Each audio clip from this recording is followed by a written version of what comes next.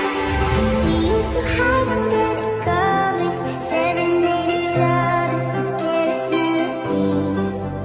Am I losing my mind?